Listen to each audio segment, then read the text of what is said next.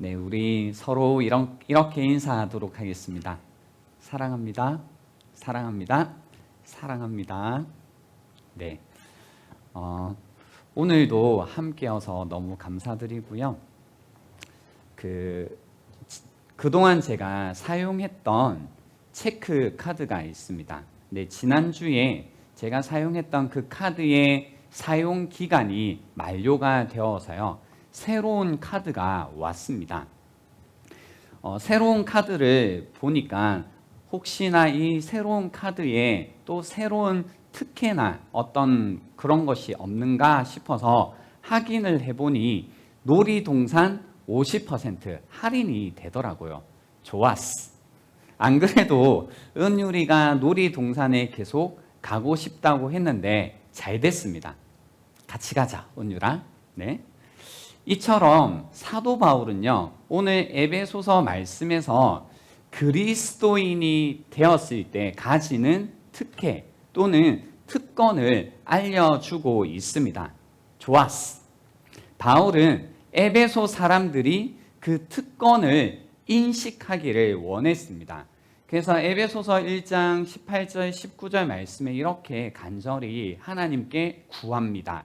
너희 마음의 눈을 밝히사 그의 부르심의 소망이 무엇이며 성도 안에서 그 기업의 영광의 풍성함이 무엇이며 그의 힘의 위력으로 역사하심을 따라 믿는 우리에게 베푸신 능력의 지극히 크심이 어떠한 것을 너희로 알게 하시기를 구하노라 라고 하십니다. 그러니까 어떤 능력의 지극히 크심을 구하고 있는 것이 아니라 이미 능력의 지극히 크심으로 베푸신 것을 알게 하시기를 구하고 있다라는 겁니다. 우리도 다른 무엇보다 이것을 알 필요가 있습니다. 만일 우리가 그리스도인이 어떠한 사람이고 우리가 누구라는 그리고 우리가 가지고 있는 그 특권을 정확히 인식하기만 해도 많은 것이 달라지겠다 싶습니다. 특히 지금처럼 뭔가 상황적으로 환경적으로 어려움에 처해 있을 때 세상에 위기가 왔을 때 더욱 그렇습니다. 가장 우선적으로 교회가 진짜 무엇인가에 대한 이해를 교회가 스스로 먼저 회복하는 것이 필요합니다. 시대가 어두워지고 힘들어질수록 교회는 교회 스스로가 교회가 어떤 곳인지를 어떤 것인지를 아는 것이 필요하다라는 겁니다. 그래서 교회가 이런 곳이구나. 좋았어. 이런 마음이 우리에게 필요하다라는 겁니다. 20세기 최고의 설교자로 알려진 마틴 로이드 존스 목사님이 계십니다. 이 목사님이 처음 목회를 시작하실 때 시대적 상황이 아주 좋지 않았습니다. 어려웠습니다. 많은 사람들이 직장을 잃었고 엄마 아빠가 직장을 잃다 보니 그 자녀들은 이제 추위와 배고픔에 떨게 되었습니다. 그래서 물질적으로 크게 궁핍했던 주민들을 위해서 이제 교인들이 생각을 했는데요.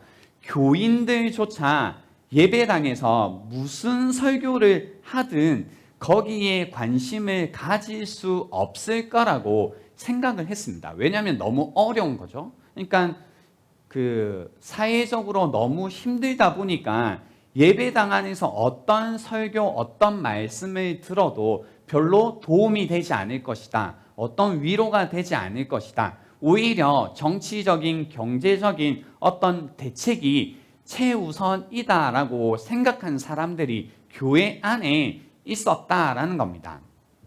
그때 이 마틴 로이드 존스 목사님께서요, 이 시대의 상황을 볼 때에 가장 먼저 필요한 일은 이름뿐인 교회 자체가 변화되는 것이라고 했습니다.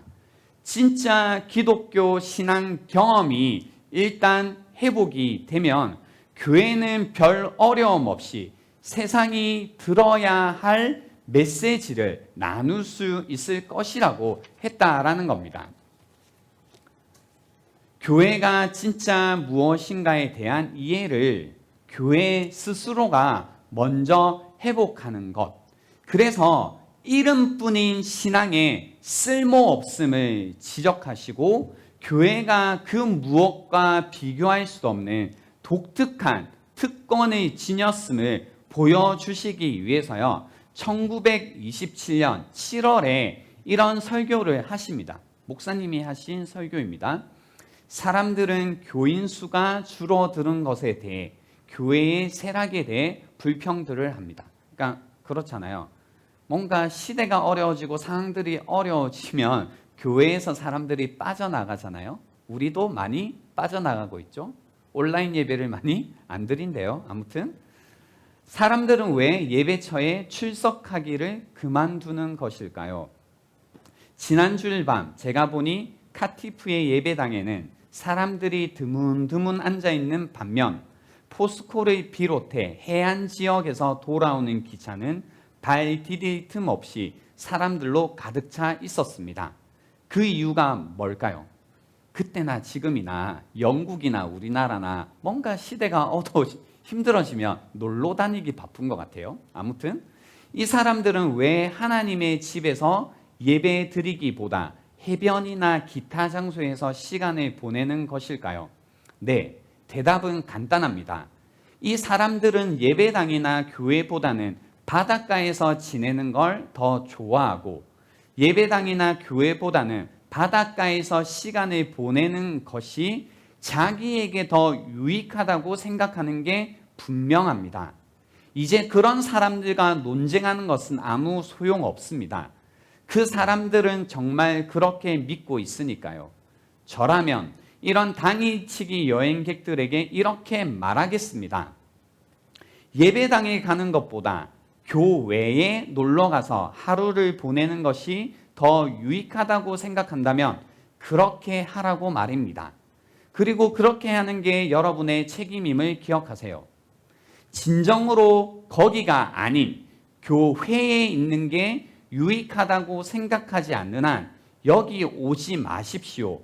교회에 와서 다른 어떤 기관에서도 줄 수 없는 혹은 다른 무엇도 당해낼 수 없는 뭔가를 주고받는다 생각하지 않는 한 부디 교회나 바닷가로 놀러 가시기 바랍니다.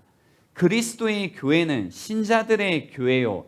공통의 신앙과 공통의 사랑으로 함께 묶인 사람들의 연합체입니다. 믿지 않으신다고요? 그렇다면 무엇보다도 믿는 척 하지 마시고 교회나 바닷가로 놀러 가십시오.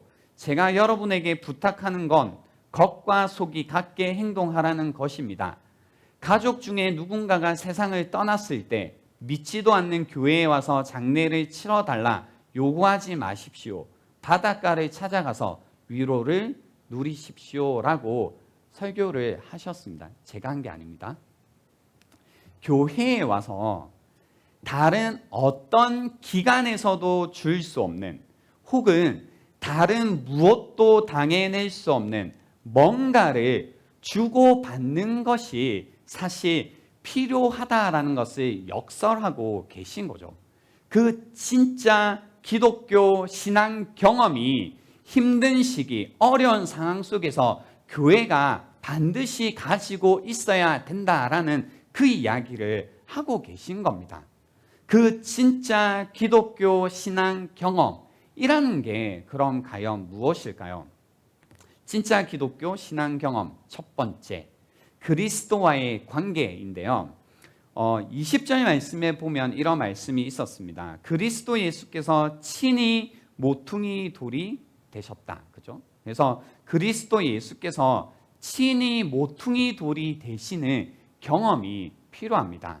우리는 죄와 허물로 죽었다라는 것을 알고 또 전적으로 무능하고 무력한 존재임을 알기에 모퉁이 돌이신 그리스도의 은혜만을 의존하며 사는 경험이 필요합니다. 의존하는 삶. 모퉁이 돌이신 예수 그리스도를 의존하는 삶. 내가 영원히 버림을 받은 존재이지만 이제 내 죄를 위해서 피 흘려 주신 그리스도의 희생적이고 대속의 은혜를 경험하며 사는 것, 용서받은 자로 살아가는 경험이 우리에게 필요하다라는 겁니다. 진리 대신 그리스도 예수께서 친히 모퉁이 돌이 되셨기에 이제는 견고해진 삶을 경험합니다. 전에는 근본 없는 자로서 늘 상황과 환경과 감정에 의해서 떠내려갔던 자들이었지만 이제는 그저 무너지지 않는 겁니다. 근본이 있잖아요. 흔들리지 않는 경험이 필요합니다. 그리스도가 귀하고 견고한 기초돌이 되셨다라는 겁니다. 지난주에 이제 그 근본이 없는 자들 뭐 이런 설교를 했더니 내가 안 그래도 근본이 없었는데 더 힘들게 한다 뭐 이런 이야기들도 있었는데요. 우리는 스스로 근본이 없는 자들이죠. 그렇지만 근본 없는 우리를 위해서 우리의 근본 대신 예수 그리스도를 의존하고 사는 것, 그분이 주시는 은혜로 사는 것, 그게 그리스도인이다라는 이야기를 한 겁니다. 이런 진짜 기독교 신앙 경험이 우리에게 필요하다는 겁니다. 여러분은 그리스도 예수께서 친히 모퉁이 돌이 되시는 경험을 하고 있으신가요? 이 진짜 기독교 신앙 경험, 이 경험을 하고 있으신가요? 혹시 하고 계신다면 어떻게 하고 계실까요? 어떻게 하면 우리는 그리스도께서 모퉁이 돌이 되시는 그런 경험을 할 수 있을까?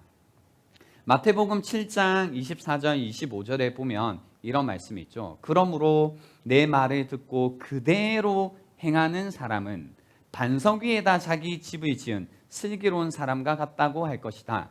비가 내리고 홍수가 나고 바람이 불어서 그 집에 들이쳤지만 무너지지 않았다. 그 집을 반석 위에 세웠기 때문이다 라고 해서 내 말을 듣고 그대로 행하는 사람은 이라는 이 조건이 있죠. 그러니까 뭐냐면요, 그 모퉁이 돌 되시는 예수 그리스도에 대한 경험이 있기 위해서는 내 말을 듣고 주님의 말씀을 듣고 그대로 행하는 사람이 되어야 되는 겁니다. 간단히 얘기하면 말씀대로 사는 겁니다. 한번 따라해 볼까요? 말씀대로. 네, 말씀대로. 그러니까 말씀대로 한다는 건 뭐냐면요, 단순한 말씀 해석이 필요하고요, 또 단순한 순종이 필요합니다. 우리는 말씀을 어떨 땐 너무 어렵게 생각하는 경향이 있습니다. 물론 어려운 부분도 있죠. 하지만 전반적으로 성경이 쓰여진 글을 통해서요, 우리 하나님께서는 이 성경이 그냥 단순한 사람들에게 이해되기를 원하셨다는 걸 알 수 있는데요. 그게 뭐냐면 제가 예전에 그 신약 성경이 쓰여진 원어를 공부할 때 헬라어인데요, 그릭이라고 하죠. 근데 이게 고급 그릭, 고급 헬라어를 사용한 게 아니라 코인의 그릭이라고 해서 그냥 일반 사람들, 시장에서 쓰는 사람들, 그러니까 시장에서 사용되는 언어, 일반 사람들이 쓰는 그 코인의 일반 그 그리스어, 헬라어를 가지고 신약 성경이 쓰여져 있다라는 것을 통해서요, 하나님께서 이 성경을 우리에게 주셨을 때 그냥 일반 사람들이 누구나 읽으면 그냥 쉽게 이해가 되고 해석될 수 있도록 적어 두셨다는 겁니다. 그래서 우리에게 필요한 건 뭐 말씀을 깊이 이해하고 묵상해 가는 것 당연히 필요하지만 첫 번째 필요한 건 뭐냐면 단순한 말씀 해석, 그리고 단순한 순종이 필요하다는 겁니다. 그러니까 성경이 그렇다고 하면 그런 줄 아는 겁니다. 그죠? 아니라고 하면 아닌 줄 알고, 하라고 하면 하고, 하지 말라고 하면 안 하고, 이러면 되는 겁니다. 단순해야 되는 겁니다. 그렇다면 그런 줄 알고, 아니라고 하면 아닌 줄 알고, 하라고 하면 어떻게 해요? 하고, 하지 말라고 하면 안 하고, 이렇게 단순해야 됩니다. 제가 이제 청년 사역을 계속하면서 느끼는 거는 우리 청년들이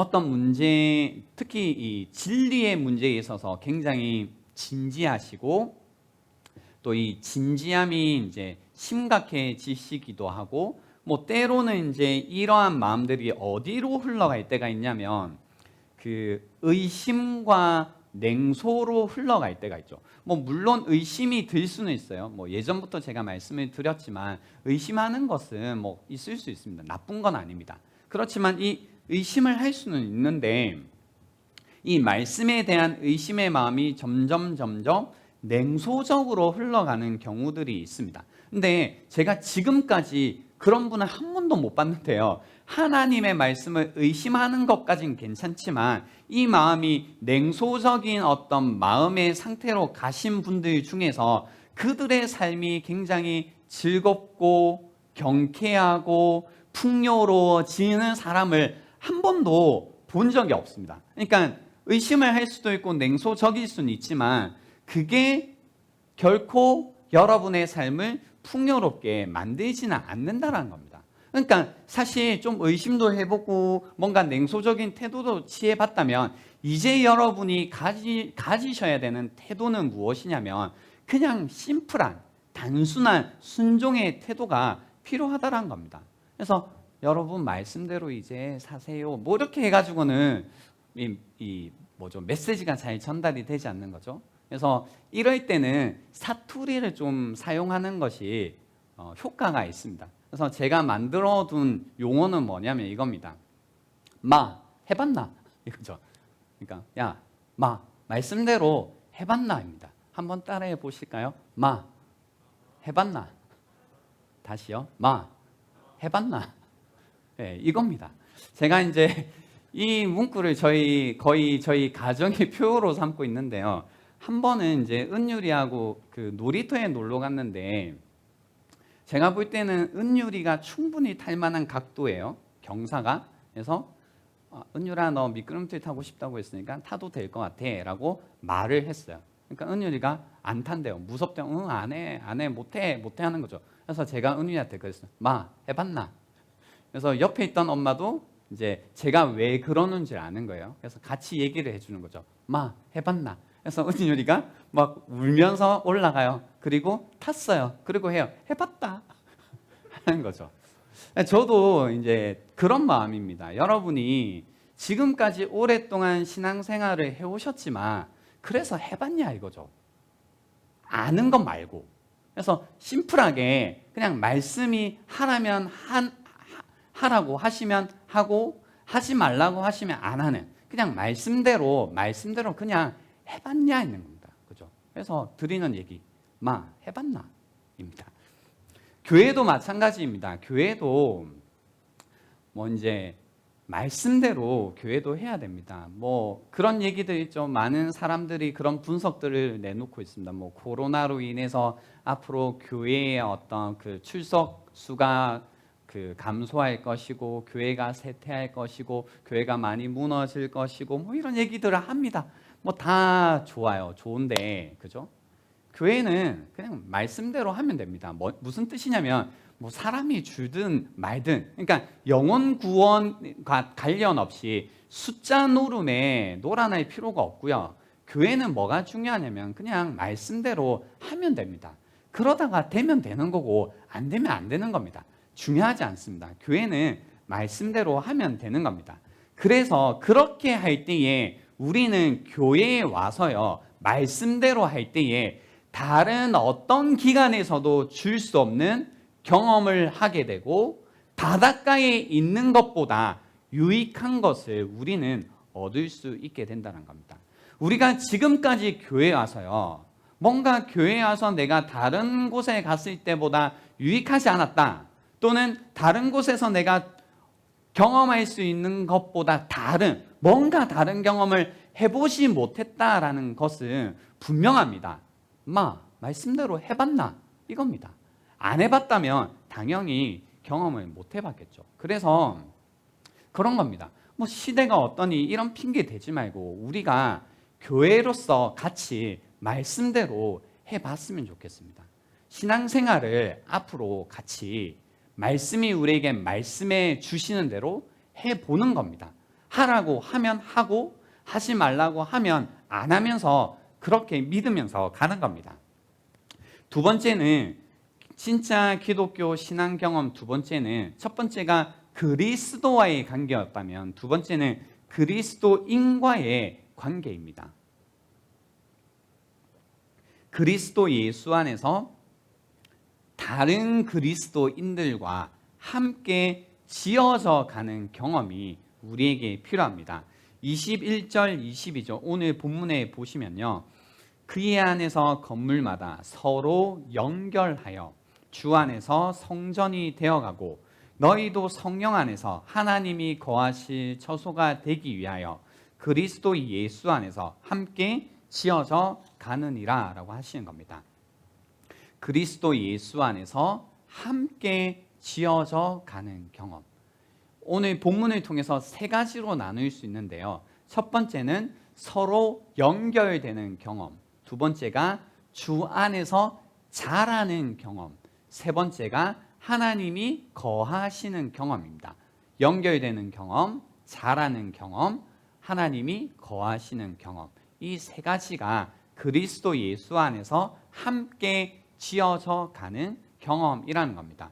일단 이런 전제가 깔려 있어야 됩니다. 교회는 기관이 아니라 유기체라는 이제 그림을 아예 갖고 계셔야 됩니다. 유기체. 그래서 살아있고 자라고 있는 어떤 생물, 유기체로 교회를 이해하셔야 됩니다. 당연하죠. 교회는 살아있는 우리의 모임이잖아요. 그래서 첫 번째 보시면요. 서로 연결되는 경험이 있어야 돼요. 연결되는 경험. 그리스도 예수 안에서 함께 지어져 가는 경험을 우리가 하기 위해서요. 연결되는 경험이 있어야 된다는 겁니다. 그러니까 오늘 말씀에 보시면 함께 뭐래요? 연결되어 지어져 간다라고 하는데 여기서 연결된다고 할 때 어떤 그림을 지금 사용하고 있냐면 집을 지어가는 그림을 사용하고 있잖아요. 그래서 우리가 이미지를 그릴 때 보통 벽돌로 그릴 수 있습니다. 이제 뭔가 연결된다고 할 때 벽돌이 차곡차곡 쌓이는 그림으로 그릴 수 있지만 이때는 벽돌로 집을 지었던 것이 아니라 지금 사도 바울이 의도하는 것은 돌로 건물을 짓고 있는 겁니다. 돌. 그죠? 근데 이제 돌로 건물을 짓는다고 하면 조금 이제 어떤 그림이 달라지냐면 이런 거죠. 돌이 있어요. 이제 바위나 돌이 있죠. 그럼 그걸 치하면 그걸 처음에 뭐 놓겠죠.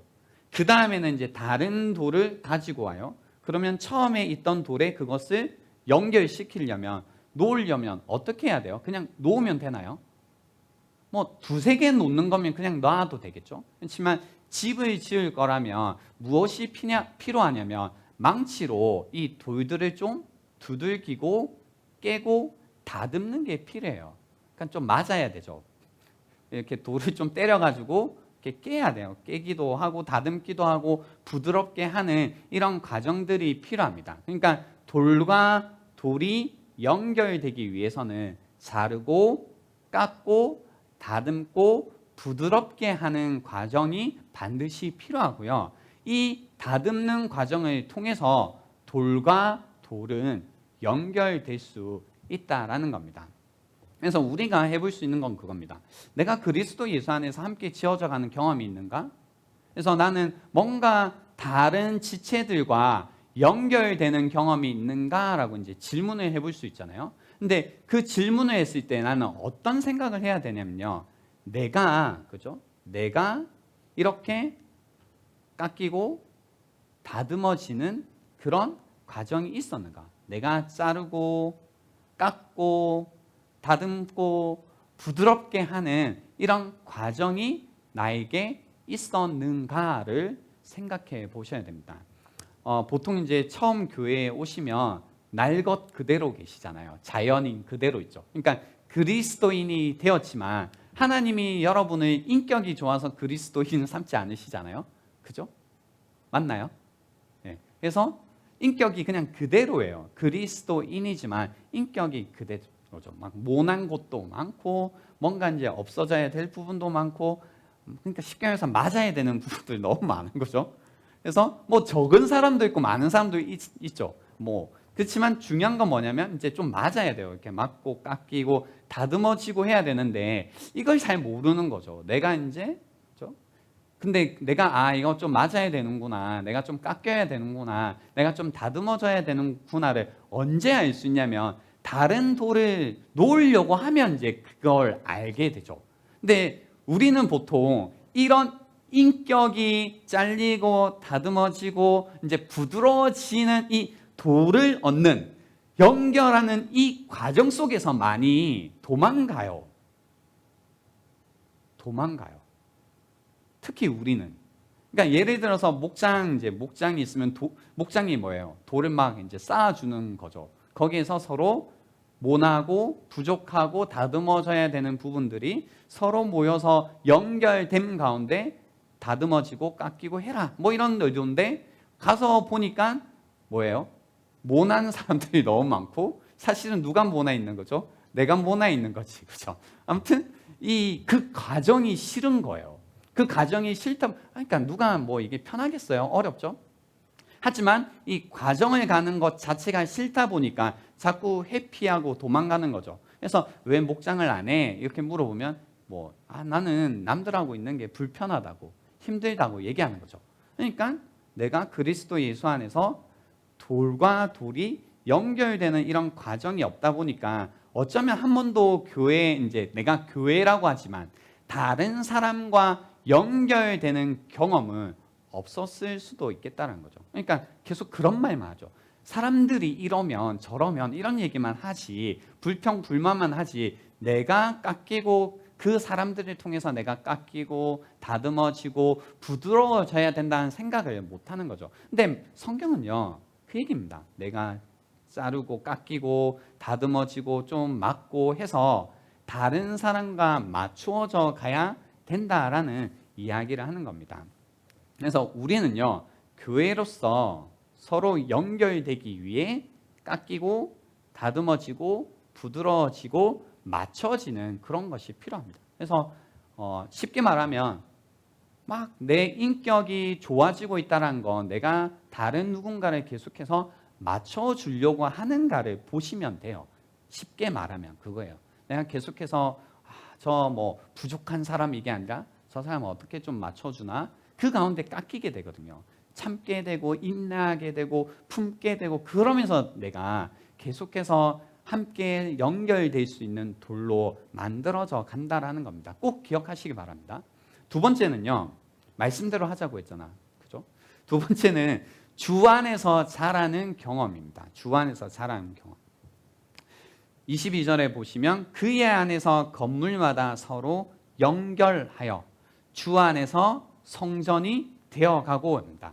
여기에서 이제 성전이 되어가고라는 것이 자란다라는 원어의 의미입니다. 자란다.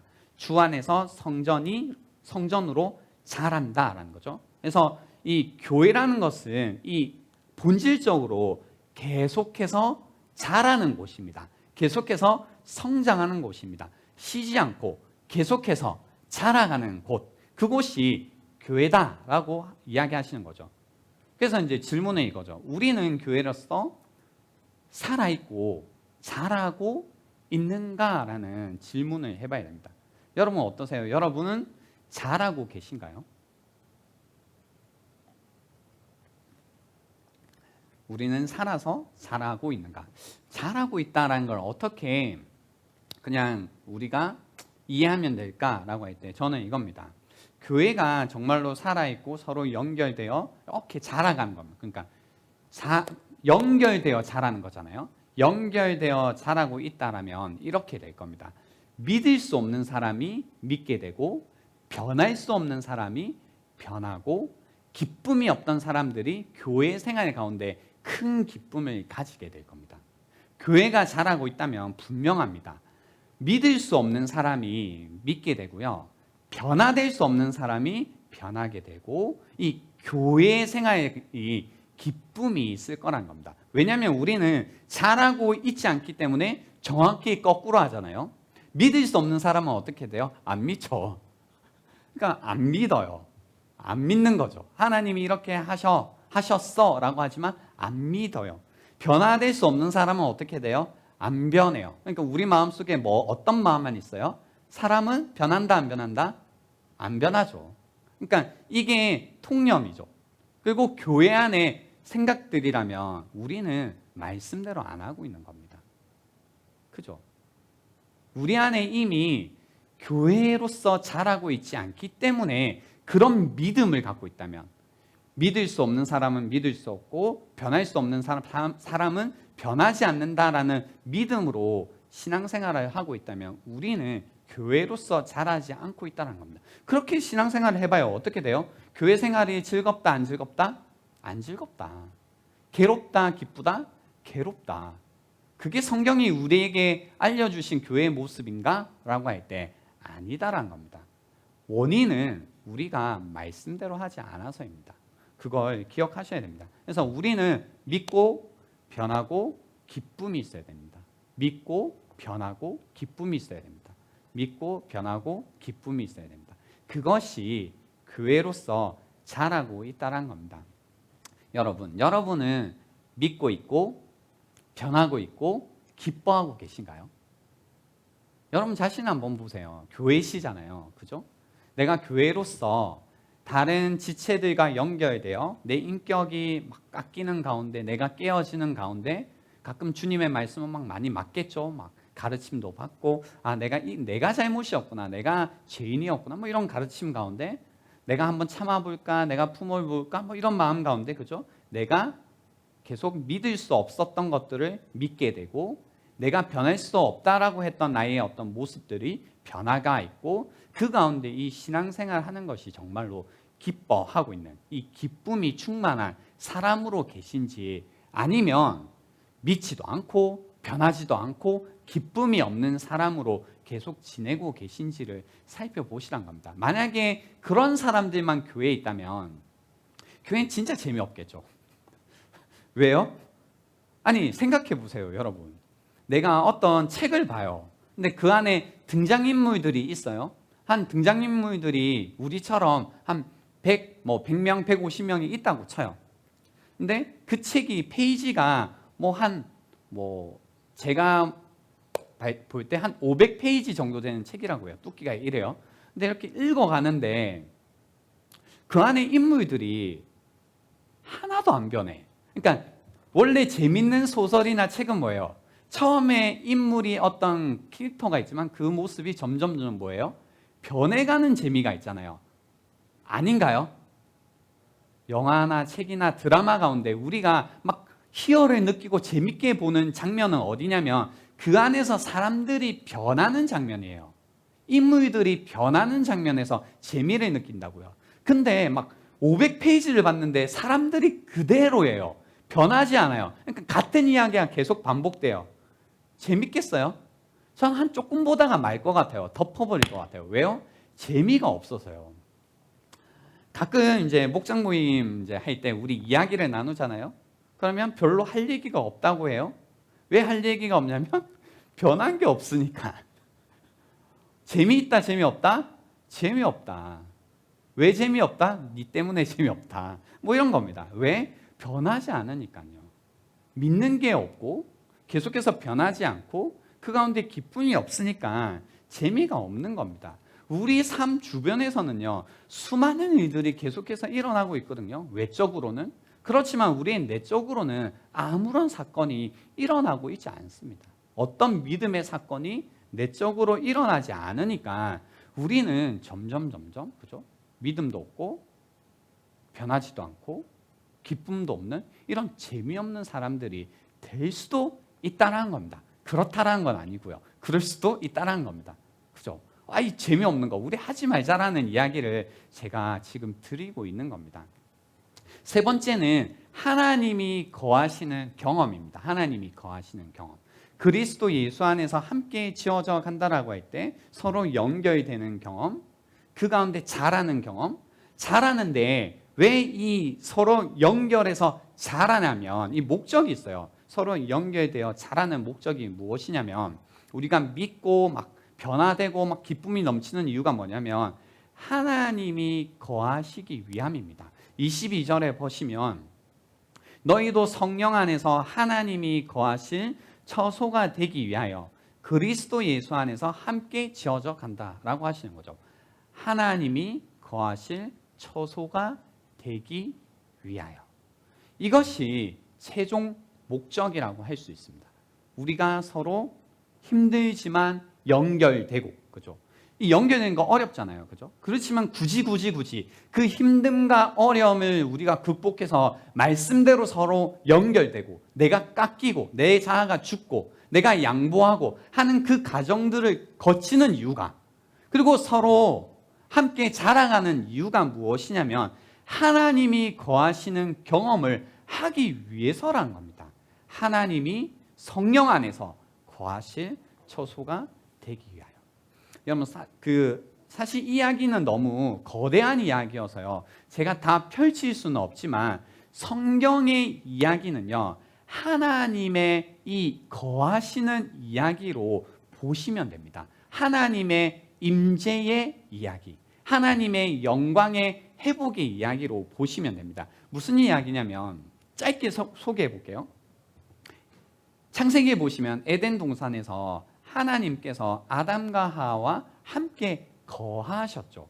근데 아담과 하와가 죄를 범함으로 인해서 하나님께서 함께 거하시지 못하는 상태가 되었어요. 그러니까 어떤 상태냐면 하나님이 함께 해야만 존재할 수 있는 인간이지만 하나님이 도저히 함께 거할 수 없는 존재가 되었다라는 이 이야기입니다. 그리고 성경은요, 그 이후로 무슨 얘기를 계속하냐면 어떻게 해서 인간이 계속해서 거룩하신 하나님과 함께 할 수 없는가를 이야기를 쭉 하시다가 창세기 12장에 가서 이제 아브라함을 만나시면서 하시는 약속이 뭐냐면 내가 다시 너희와 함께 하겠다라는 이 약속을 하시고요. 그 약속이 어디에서 이루어지냐면 예수 그리스도께서 이 땅에 메시아로 오시면서, 예수님의 이름이 뭐였어요? 임마누엘, 하나님께서 우리와 함께 하신다, 우리와 함께 거하신다. 그 함께 거하시는 약속의 성취가 예수 그리스도 안에서 이루어졌다. 그리고요, 에베소서에서는 무슨 얘기냐면 그리스도 예수 안에서, 그래서 우리가 이제 함께 서로 연결되어 자라서 성전이 되었다라는 이야기는 뭐냐면 이제 하나님께서 거하실 수 있는 처소가 되었다라는 이 엄청난 이야기를 하고 계시다라는 겁니다. 여러분, 하나님이 거하시는 처소가 되었다, 우리가 하나님의 성전이 되었다라는 의미를 여러분이 아직 잘 많이 놓치고 계시잖아요. 이 어마어마한 이야기입니다. 이것 때문에 앞에 말씀드렸던 그것들, 그 길들이 힘들고 어렵지만 우리가 다 할 수 있는 겁니다. 고린도후서 6장 16절에는 그래서 이런 말씀이 있습니다. 하나님의 성전과 우상이 어찌 일치가 되리요? 우리는 살아계신 하나님의 성전이라. 이와 같이 하나님께서 이르시되 내가 그들 가운데 거하며 두루 행하여 나는 그들의 하나님이 되고 그들은 나의 백성이 되리라 라고 이야기하시는 겁니다. 그렇죠? 여기에서 성전이 되었다라는 것은 하나님께서 우리의 하나님이 되어주시고 우리는 하나님의 백성이 되었다라는 의미가 이 안에 있는 겁니다. 열왕기상 8장 49절에서도요, 이런 이야기가 그래서 있죠. 주는 계신 곳 하늘에서 그들의 기도와 간구를 들으시고 그들의 일을 돌아보시오며, 이거 있잖아요. 그 하나님의 성전을 지은 다음에 이 이야기를 한 거예요. 뭐냐면 성전 가운데서, 성전에서는 하나님께서 우리의 기도와 간구를 들으시고 우리의 일을 돌아보신다는 거. 그러니까 하나님께서 우리의 하나님이 되셔서 우리를 살피신다는 이 이야기를 하는 거죠. 그러니까 우리가 하나님의 성전이 되는 것, 하나님이 우리 가운데 거하신다라는 의미는 하나님이 우리의 하나님이 되셔서 우리의 보호자가 되시고 우리의 인도자가 되시고 우리의 공급자가 되시고 우리의 아픔과 우리의 신음소리를 들으시는 그 하나님이시다라는 의미가 이 안에 담겨 있다는 겁니다. 그러니까 성전이 아니면요, 하나님께서 우리에게 그렇게 하시지 않는다는 거죠. 성전이기 때문에 그렇다는 겁니다. 또 한 가지는 이겁니다. 우리가 하나님의 성전이라는 건 하나님의 영광과 관련이 있습니다. 출애굽기 40장 34절에 보시면 구름이 회막에 덮이고, 그러니까 성전의 역할을 했던 해막을 지었을 때 해막이 덮이고 여호와의 영광이 성막에 충만하매, 그러니까 하나님의 전 가운데는 어떤 일이 반드시 일어나냐면요, 하나님의 영광이 충만한 일이 반드시 일어나요. 하나님의 성전, 하나님의 성막이라고 하는데 하나님의 영광이 떠나면 그건 무의미해요. 이름뿐인 성전인 거죠. 열왕기상 8장 10절 13절에도 그래서 이런 말씀이 있습니다. 제사장이 성소에서 나올 때에 구름이 여호와의 성전에 가득하매 제사장이 그 구름으로 말미암아 능히 서서 섬기지 못하였으니 이는 여호와의 영광이 그 여호와의 성전에 가득함이었더라. 그러니까 여호와의 성전이라면 무엇이냐면 여호와의 영광으로 충만하다는 겁니다. 여호와의 영광이 없는 곳은 이름뿐인 성전, 무의미하고 쓸모없다라는 겁니다. 그래서요, 여러분, 제가 서두에 그런 말씀을 드렸죠. 교회에 와서 다른 어떤 기관에서도 줄 수 없고 혹은 다른 무엇도 당해낼 수 없는 그 뭔가를 주고받고 있다면 그게 무엇이냐면 바로 이 하나님의 영광이라는 겁니다. 우리가 하나님의 성전 가운데 우리가 성전으로서 함께 모여 하나님을 예배하는 이 시간이 너무나 소중하고 고귀한 이유는 이 시간 가운데 성도로서 우리가 모여있는 이 모임 가운데 하나님께서 영광 가운데 임재하시는 것, 이것이 세상 그 어디에서도 우리가 경험할 수 없는 경험, 이것만이 교회 안에서 우리가 주고받을 수 있는 경험, 세상에서 가장 고귀한 경험. 그렇기 때문에 그 무엇을 해서라도 우리가 경험하고 싶은 그 기독교의 진짜 기독교의 경험이라는 겁니다. 여러분, 세상이 막 힘들고 어렵고 괴롭다고 하죠. 근데 우리가 이 세상 가운데 교회로서 말해주고 교회로서 표현하고 교회로서 보여주어야 될 것이 무엇이냐면 다른 건 무엇이 아니라 바로 이 하나님의 영광으로 충만한 교회를 보여줘야 된다고요. 사실 이게요, 우리가 뭐 극단적으로 말해서 전도, 이제 구제, 힘들고 어려운 사람들을 어떻게 도와줄까, 이것보다 훨씬 최우선에 있는 부분이란 겁니다. 여러분, 누군가를 돕는 것, 어떻게 구제할까, 이런 것들도요, 사실은 하나님의 영광이 하나님의 전에 임했을 때 그냥 저 빛이 하나, 이 하나님의 영광의 빛이 비치는 것, 그때 일어나는 일이 무엇이냐면 다른 사람을 향한 긍휼의 마음, 그들을 돕고자 하는 마음, 그 정도라는 겁니다. 그게 메인일 수는 없다라는 겁니다. 여러분, 우리는 하나님의 성전으로서 하나님의 영광이 충만한 이 상태에 있을까요? 우리가 정말로 이 시기에 회복되어야 할 것이 있다면 저는 그 충만한 하나님의 영광이 우리가 회복되어야 된다는 겁니다. 다른 건 무엇이 아닙니다. 다른 게 필요한 게 아닙니다. 우리가 필요한 건 지금 다시 한번 하나님의 영광으로 충만한 그리스도의 교회가 우리 안에 회복되어야 됩니다. 그러기 위해서는 그리스도가 우리의 모퉁이 돌 되셨음을 알아야 되고요. 그 모퉁이 돌을 온전히 의지해야 되고 그 가운데 서로 깎이는 아픔 가운데 연결되어야 되고 함께 믿음 가운데 변화되어져 가야 된다는 겁니다. 그 교회 가운데 하나님께서 하나님의 영광으로 충만하게 채워주실 겁니다. 그때 이러한 일이 일어날 겁니다. 이사야 43장의 일이죠. 예루살렘아, 일어나서 빛을 비추어라. 구원의 빛이 너에게 비추었으며 주님의 영광이 아침 해처럼 너의 위에 떠올랐다. 14절, 너를 괴롭히던 자들의 자손의 몸을 굽히고 너에게 나아오며 너를 멸시하던 자들이 모두 너의 발 아래에 엎드려서 너를 주님의 도성이라고 부르고 이스라엘의 거룩하신 분의 시온이라고 부를 것이다. 15절 비록 내가 전에는 버림을 받고 미움을 받아서 너의 옆으로 오는 사람이 없었으나 이제는 내가 길이 너를 높이고 너를 오고 오는 세대 사람들에게 기쁨이 되게 하겠다. 18절 다시는 너의 땅에서 폭행 소문이 들려오지 않을 것이며 너의 국경 안에서는 황폐와 파괴 소문이 들려오지 않을 것이다. 너는 너의 성벽을 구원이라고 부르고 너의 성문을 찬송이라고 부를 것이다. 19절 해는 더 이상 낮을 밝히는 빛이 아니며 달도 더 이상 밤을 밝히는 빛이 아닐 것이다. 오직 주님께서 너의 영원한 빛이 되시고 하나님께서 너의 영광이 되실 것이다.